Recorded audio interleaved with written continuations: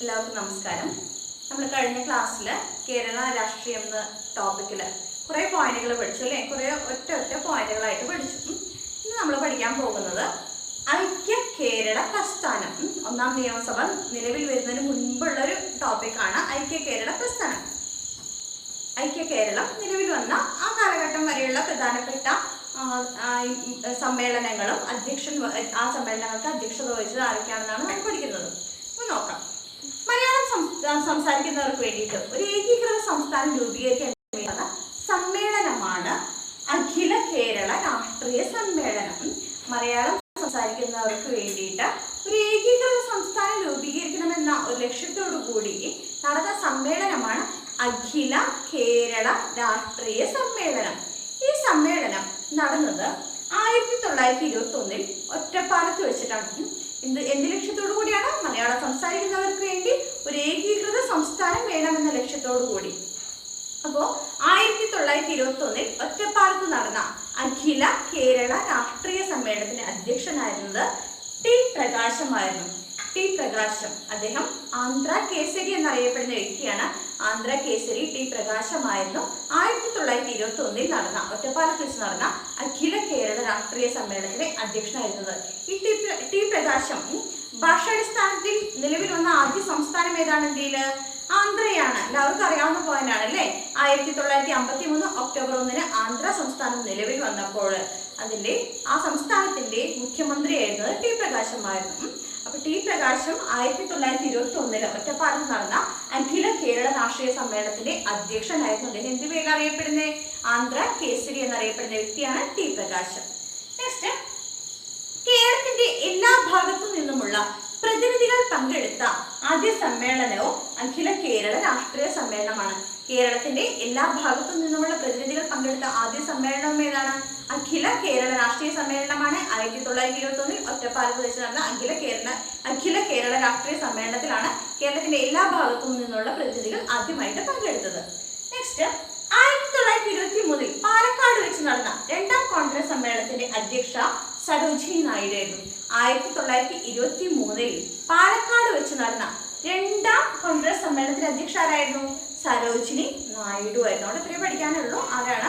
1923 പാലക്കാട് വെച്ച് നടന്ന രണ്ടാം കോൺഗ്രസ് സമ്മേളനത്തിന്റെ അധ്യക്ഷ ആരായിരുന്നു? സരോജിനി നായിഡു ആണ്. നെക്സ്റ്റ്, ഐക്യ കേരളം എന്ന ആശയം ആദ്യമായി മുന്നോട്ട് വെച്ച നാട്ടുരാജ്യ പ്രജാ സമ്മേളനം നടന്നത് എറണാകുളത്താണ്. 1928 ഏപ്രിൽ 1 എന്താണ് പറഞ്ഞത്? ഐക്യ കേരളം എന്ന ആശയം ആദ്യമായി മുന്നോട്ട് വെച്ച നാട്ടുരാജ്യ പ്രജാ സമ്മേളനത്തിന്റെ നടന്നത് എറണാകുളത്ത് വെച്ചിട്ടാണ്. 1928 ഏപ്രിൽ 1 നടന്നത്. അപ്പൊ നാട്ടുരാജ്യ പ്രജാ സമ്മേളനം എന്ത് ലക്ഷ്യത്തോടു കൂടിയിട്ട്? ഐക്യ കേരളം എന്ന ആശയം മുന്നോട്ട് വെച്ച നാട്ടുരാജ്യ പ്രജാ സമ്മേളനം നടന്നത് 1928 ഏപ്രിൽ 1 എറണാകുളത്ത് വെച്ചിട്ടാണ് നടന്നത്. നെക്സ്റ്റ്, 1928 മെയ്യിൽ നടന്ന അഖില കേരള രാഷ്ട്രീയ സമ്മേളനത്തിന്റെ അധ്യക്ഷൻ 1928 മെയ്യിൽ നടന്ന അഖില കേരള രാഷ്ട്രീയ സമ്മേളനം നടന്നത് 1928 മെയ്യിൽ നടന്ന അഖില കേരള രാഷ്ട്രീയ സമ്മേളനം നടന്നത് പയ്യന്നൂരായിരുന്നു. ഈ പയ്യന്നൂർ സമ്മേളനത്തിന് അധ്യക്ഷത വഹിച്ചത് ജവഹർലാൽ നെഹ്റു ആണ്. 1928 പയ്യന്നൂരിൽ വെച്ച് നടന്ന അഖില കേരള കോൺഗ്രസ് സമ്മേളനത്തിന് അധ്യക്ഷത വഹിച്ചത് ആരാണ്? ജവഹർലാൽ നെഹ്റു ആണ്. ഐക്യ കേരള എന്ന ആശയം ആദ്യമായിട്ട് മുന്നോട്ട് വെച്ച ആദ്യ നാട്ടുരാജ്യ പ്രജാ സമ്മേളനം നടന്ന എവിടെയാണ്? എറണാകുളത്താണ്. 1928 ഏപ്രിൽ 1 ഈ നാട്ടുരാജ്യ പ്രജാ സമ്മേളനം നടന്നത്. 1928 പയ്യന്നൂരിൽ നടന്ന അഖില കേരള കോൺഗ്രസ് സമ്മേളനത്തിന്റെ അധ്യക്ഷൻ ആരായിരുന്നു? ജവഹർലാൽ നെഹ്റു ആയിരുന്നു. 1937 നവംബറിൽ തിരുവനന്തപുരത്ത് നടന്ന ഐക്യ കേരള രാഷ്ട്രീയ സമ്മേളനത്തിന്റെ അധ്യക്ഷത വഹിച്ചത് പട്ടാഭി സീതാരാമയ്യാണ്. 1937 തിരുവനന്തപുരത്ത് വെച്ച് നടന്ന ഐക്യ കേരള രാഷ്ട്രീയ സമ്മേളനത്തിന് അധ്യക്ഷത വഹിച്ചതാരാണ്? പട്ടാഭി സീതാരാമയ്യ. 28 പയ്യന്നൂരിൽ വെച്ചിട്ട് ജവഹർലാൽ നെഹ്റു, 37 തിരുവനന്തപുരത്ത് വെച്ച് നടന്ന സമ്മേളനത്തിന് അധ്യക്ഷത വഹിച്ചതാരാണ്? പട്ടാഭി സീതാരാമയ്യ. ഐക്യ കേരള ആശയം ആദ്യമായിട്ട് മുന്നോട്ട് വെച്ച നാട്ടുരാജ്യ പ്രജാ സമ്മേളനം നടന്നത് ഏത് വർഷമാണ്? 1928 ഏപ്രിൽ 1 എറണാകുളത്ത് വെച്ചിട്ടാണ്. ഒന്നുകൂടെ നോക്കാം. ഐക്യ കേരള പ്രസ്ഥാനം എന്തിനായിരുന്നു? മലയാളം സംസാരിക്കുന്നവർക്ക് വേണ്ടിയിട്ട് ഒരു ഏകീകൃത സംസ്ഥാനം രൂപീകരിക്കണമെന്ന ആവശ്യത്തോടു കൂടി ആശയം മുന്നോട്ട് വെച്ചുകൊണ്ടുള്ള പ്രസ്ഥാനമാണ് ഐക്യ കേരള പ്രസ്ഥാനം. അതിനു വേണ്ടിയിട്ട് ഒരു സമ്മേളനം നടന്നു. എന്ത് സമ്മേളനം നടന്നത്? അഖില കേരള രാഷ്ട്രീയ സമ്മേളനം. ഏതു വർഷം? 1921 ഒറ്റപ്പാലത്ത് വെച്ചിട്ട് നടന്നു. അധ്യക്ഷം വഹിച്ചത് ആരാണ്? ആന്ധ്ര കേസരി ടി പ്രകാശമായിരുന്നു അധ്യക്ഷത വഹിച്ചത്.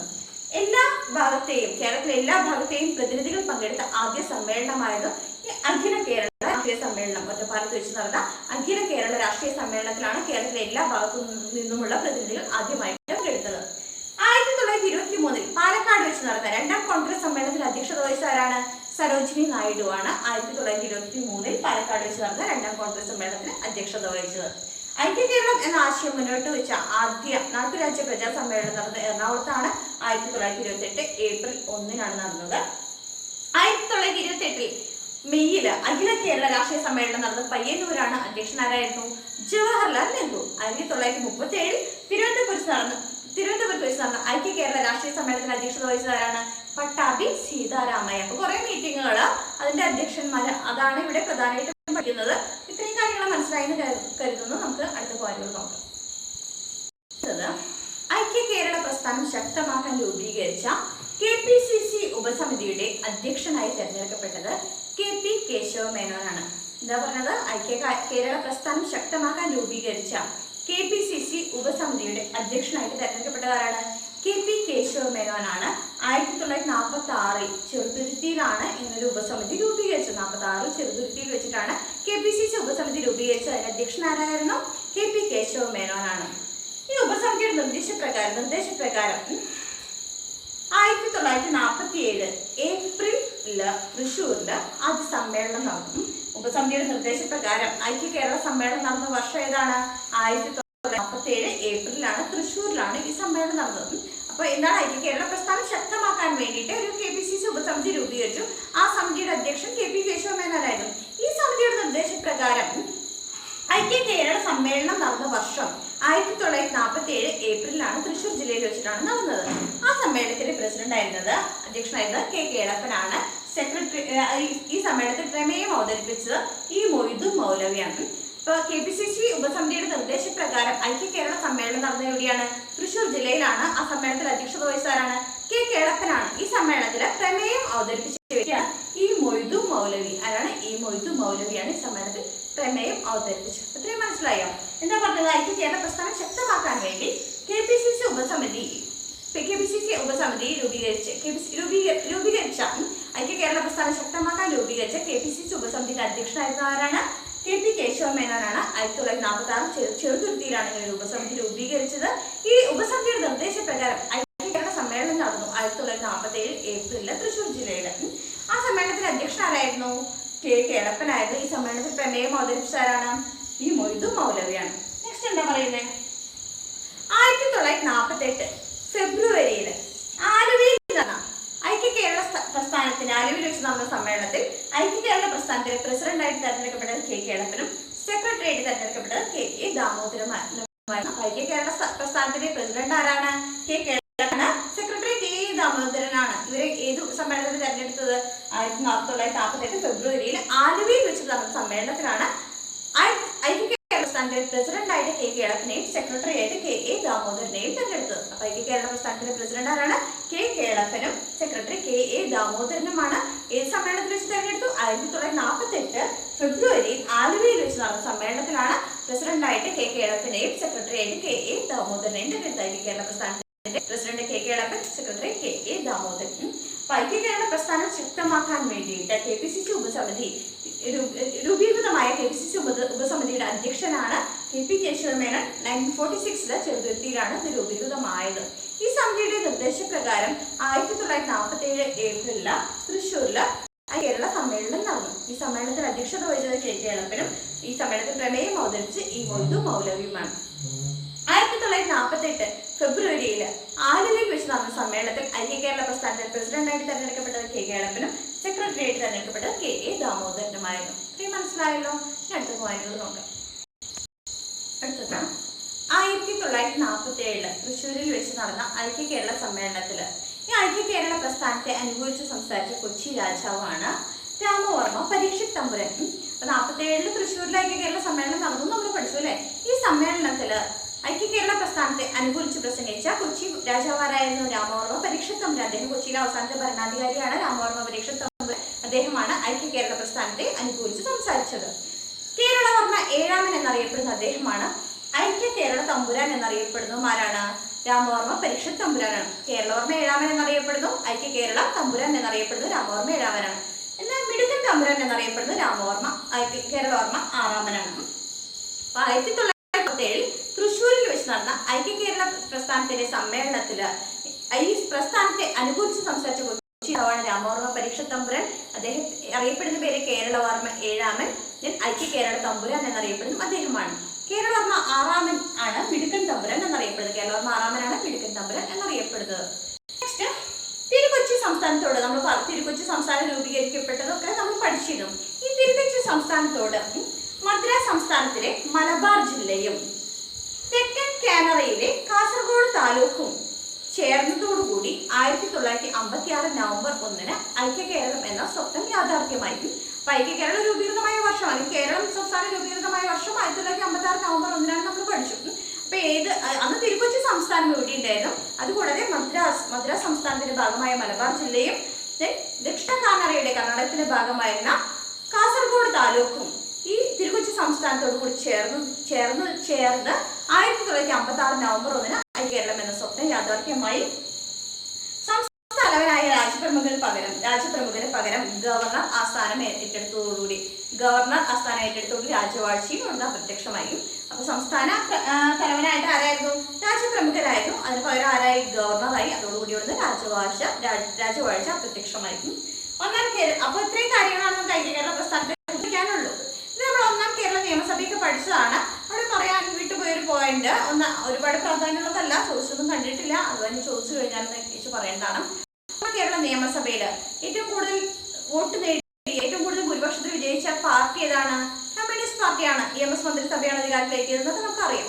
കമ്മ്യൂണിസ്റ്റ് മന്ത്രിസഭ എത്ര സീറ്റ് നേടിയെന്ന് ചോദിച്ചു കഴിഞ്ഞാൽ 5 സ്വതന്ത്ര ഉൾപ്പെടെ 65 സീറ്റാണ് നേടിയത്. 5 സ്വതന്ത്ര ഉൾപ്പെടെ 65 സീറ്റാണ് നേടിയത്. രണ്ടാം സ്ഥാനത്തെത്തിയ പാർട്ടി INC ആണ്, ഇന്ത്യൻ നാഷണൽ കോൺഗ്രസ് ആണ്. 43 സീറ്റാണ് നേടിയത്. നമുക്ക് ഒന്നുകൂടെ പറയാം ഈ പോയിന്റുകൾ.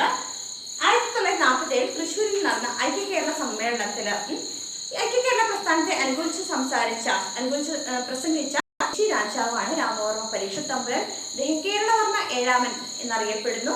അദ്ദേഹമാണ് ഐക്യ കേരള എന്നറിയപ്പെടുന്നത്. എന്നാൽ മിടുക്കൻ തമ്പുരാൻ എന്നറിയപ്പെടുന്ന ആരാണ്? മിടുക്കൻ തമ്പുരാൻ എന്നറിയപ്പെടുന്നത് കേരളവർമ്മ ആറാമനാണ്. കൊച്ചിയിലെ അവസാനത്തെ രാജാവാണ് രാമവർമ്മ പരീക്ഷത്ത് തമ്പുരാൻ. നെക്സ്റ്റ്, തിരുക്കൊച്ചി സംസ്ഥാനത്തോട് മദ്രാസ് സംസ്ഥാനത്തിന്റെ ഭാഗമായ മലബാർ ജില്ലയും ദക്ഷിണ കാനറയുടെ ഭാഗമായ കാസർഗോഡ് ജില്ലയും ചേർന്ന് ഐക്യ കേരളം എന്ന സ്വപ്നം യാഥാർത്ഥ്യമായത് 1956 നവംബർ 1 രാജ്യപ്രമുഖര് പകരം പിന്നീട് ആരായി? ഗവർണർ ആ ചുമതല ഏറ്റെടുത്തു. പിന്നെന്താണ്? അതോടുകൂടി ഇവിടുന്ന് രാജവാഴ്ച അപ്രത്യക്ഷമായി. ഒന്നാം കേരള നിയമസഭയിലെ ഏറ്റവും കൂടുതൽ ഭൂരിപക്ഷം നേടിയ പാർട്ടി കമ്മ്യൂണിസ്റ്റ് പാർട്ടിയാണ്. 5 സ്വതന്ത്ര ഉൾപ്പെടെ 65 സീറ്റാണ് അവർ നേടിയത്. രണ്ടാം സ്ഥാനത്ത് INC ആണ്. സീറ്റ്സ് എത്ര നേടി? 40. ഇനി നമുക്ക് ഇത്രയും മനസ്സിലാക്കി കരുതുന്നു. നമുക്ക് നോക്കാം. കേരള നിയമസഭയുടെ ചരിത്രത്തിൽ ഏറ്റവും കൂടുതൽ ദിവസം ചർച്ച ചെയ്ത് പാസാക്കിയ നിയമം ഏതാണെന്ന്? 1957 കേരള അഗ്രേറിയൻ ബില്ലാണ് ഏറ്റവും കൂടുതൽ ദിവസം ചർച്ച ചെയ്ത് പാസാക്കിയ നിയമം. കേരള നിയമസഭാ ചരിത്രത്തിൽ ഏറ്റവും കൂടുതൽ ദിവസം ചർച്ച ചെയ്ത് പാസാക്കിയ നിയമം ഏതാണ്? 1957 കേരള അഗ്രേറിയൻ റിലേഷൻസ് ബില്ലാണ്. നെക്സ്റ്റ്, കേരളത്തിലെ ആദ്യ വനിതാ ആഭ്യന്തര സെക്രട്ടറി ആയിരുന്നു നിവേദിത P. ഹരൻ. PS ചോദിച്ചിട്ടുള്ള പോയിന്റാണ്. കേരളത്തിലെ ആദ്യ വനിതാ ആഭ്യന്തര സെക്രട്ടറി ആരായിരുന്നു? നിവേദിത P. ഹരൻ. നെക്സ്റ്റ്, ഇന്ത്യക്ക് സ്വാതന്ത്ര്യം ലഭിക്കുമ്പോൾ KPCCയുടെ അധ്യക്ഷൻ ആരായിരുന്നു? K. കേളപ്പനായിരുന്നു. ഇന്ത്യക്ക് സ്വാതന്ത്ര്യം ലഭിക്കുമ്പോൾ KPCC അധ്യക്ഷൻ. എന്തൊക്കെയാ പറഞ്ഞത്? ഫസ്റ്റ് എന്താ പറഞ്ഞത്? 1957 കേരള അഗ്രേറിയൻ റിലേഷൻസ് ബില്ലാണ് കേരള നിയമസഭയുടെ ചരിത്രത്തിൽ ഏറ്റവും കൂടുതൽ ദിവസം ചർച്ച ചെയ്ത് പാസാക്കിയ നിയമം. നെക്സ്റ്റ്, കേരളത്തിലെ ആദ്യ വനിതാ ആഭ്യന്തര സെക്രട്ടറിയാണ് നിവേദിത P. ഹരൻ. നെക്സ്റ്റ് പറഞ്ഞ എന്താണ്? ഇന്ത്യക്ക് സ്വാതന്ത്ര്യം ലഭിക്കുമ്പോൾ KPCC അധ്യക്ഷനായിരുന്ന ആരാണ്? K. കേളപ്പനാണ്. നെക്സ്റ്റ് പോയിന്റ്, മലബാർ, കൊച്ചി, തിരുവിതാംകൂർ എന്നീ പ്രദേശങ്ങൾ സംയോജിപ്പിച്ചുകൊണ്ട് ആദ്യമായിട്ട് 1921 നടന്ന KPCC സമ്മേളനത്തിന് സെക്രട്ടറി ആയിരുന്നത് ചെറ്റൂർ ശങ്കരൻ നായരാണ്. മലബാർ, കൊച്ചി, തിരുവിതാംകൂർ എന്നീ പ്രദേശങ്ങൾ സംയോജിപ്പിച്ചുകൊണ്ട് 1921 നടന്ന KPCC സമ്മേളനത്തിലെ സെക്രട്ടറി ആയിരുന്നു ചെറ്റൂർ ശങ്കരൻ നായർ. അദ്ദേഹമാണ് INC പ്രസിഡന്റായ ഏക മലയാളിയാണ് അദ്ദേഹം. പിന്നെന്താണ്? ഗാന്ധിജിയും അരാജകത്വവും എന്ന പുസ്തകം എഴുതിയത് അദ്ദേഹമാണ്. അത് PSC ഇടയ്ക്കിടയ്ക്ക് ചോദിക്കുന്ന ക്വസ്റ്റ്യൻസ് ആണ്. അപ്പോൾ മലബാർ, കൊച്ചി, തിരുവിതാംകൂർ എന്നീ പ്രദേശങ്ങൾ യോജിപ്പിച്ചുകൊണ്ട് 1921 നടന്ന KPCC സമ്മേളനത്തിന്റെ സെക്രട്ടറി ആരായിരുന്നു? സി ശങ്കരൻ നായരാണ്.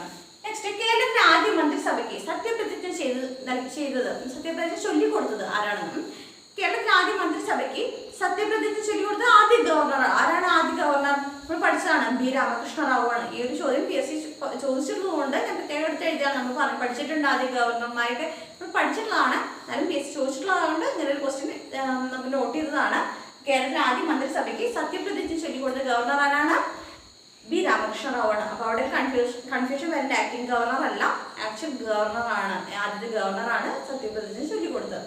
1957 1957 പാസ്സാക്കിയ കേരള അഗ്രേറിയൻ റിലേഷൻസ് ബില്ലാണ് കേരള നിയമസഭയുടെ ചരിത്രത്തിൽ ഏറ്റവും കൂടുതൽ ദിവസം ചർച്ച ചെയ്ത് പാസ്സാക്കിയ നിയമം.